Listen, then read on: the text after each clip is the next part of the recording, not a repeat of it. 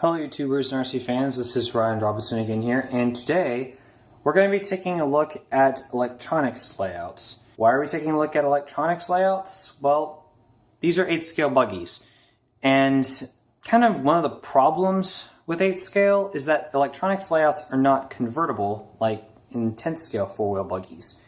Most 10th scale 4-wheel buggies allow racers or drivers to convert between either a saddle pack layout or a shorty battery layout, whereas in 8th scale, whichever rig you buy, you're kind of stuck with it unless you go out and buy a new car. And both electronics layouts do handle a little bit differently. This video is going to talk about kind of the handling characteristics of these two different styles of battery layouts and really kind of where they perform at their best. So on the left, this is a Caster Racing Fusion EX2. As you can see, it has the dual battery layout, so two 2S LiPos sit on either side of the center drive line and they're wired up in series to the electronic speed control that would sit right here if it wasn't in this car. And similar vehicles of this type is the Serpent Cobra E. I think it's like the 211 or something like that. Don't quote me on it. But that car has a dual battery layout with the electronic speed control here, the servo kind of turned up on its side, and the motor right here. Also, I think it's the S-Works 350 BE1 has a similar layout, with ESCs kind of located up top.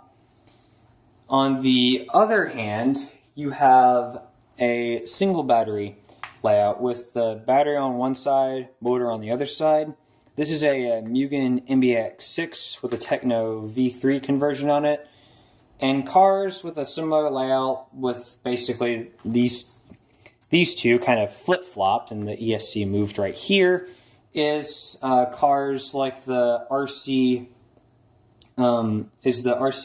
8 B3E, the Mugen MBX7, Kyosho MP9E, TKI3. So, what does what? Well, let's kind of get into that. This car, I'm just going to say right now, of the two, is the funnest to drive. Now, I haven't tested all of those vehicles, but I have run similar setups between these two cars. And this one, it's just much easier to kind of kick the rear end out and get it to kind of drift and power slide when you're going through corners and turns and stuff. So in a bashing environment, this thing is just fun to drive. It's easy to get it to drift and stuff like that. And if maybe you're trying to impress your friends or something, or maybe just impress some family members, this thing will do that no problem. This car, on the other hand, doesn't like to mess around like this one does.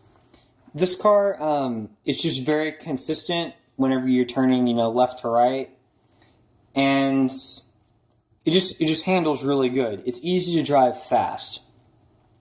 Now, in a bashing environment, this thing, you can kind of kick the rear end out, but it doesn't like to mess around. It doesn't like to mess around like that. Now, in a racing environment, since we kind of started, I'm going to go back to the Caster Buggy. This style of vehicle, sometimes when I was going through turns and stuff, the rear end would kind of step out and it would kind of go sideways, which would cost me precious time.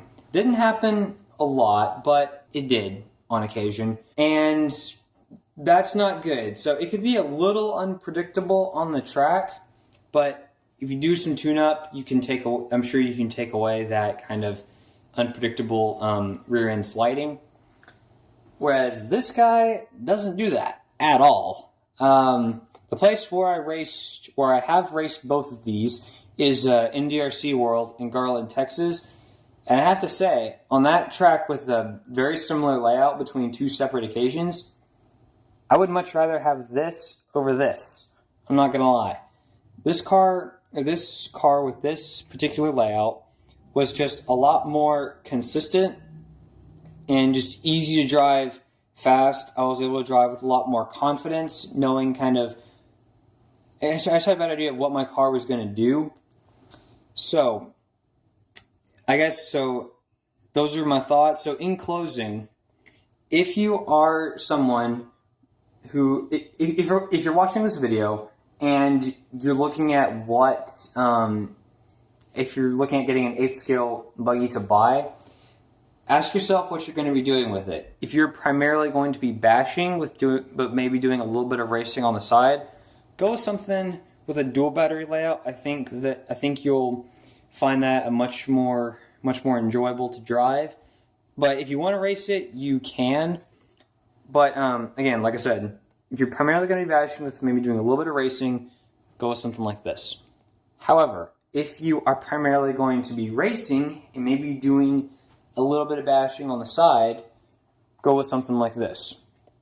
This kind of layout with the battery on one side, motor on the other, it just feels a lot more consistent and easy to drive fast with a lot more confidence. So those are my thoughts. Thank you all very much for watching. If you have any questions or comments, please leave them in the comment section on YouTube. And also, please feel free to like and subscribe this channel. I'd greatly appreciate it. So that's it. See you all in the next video.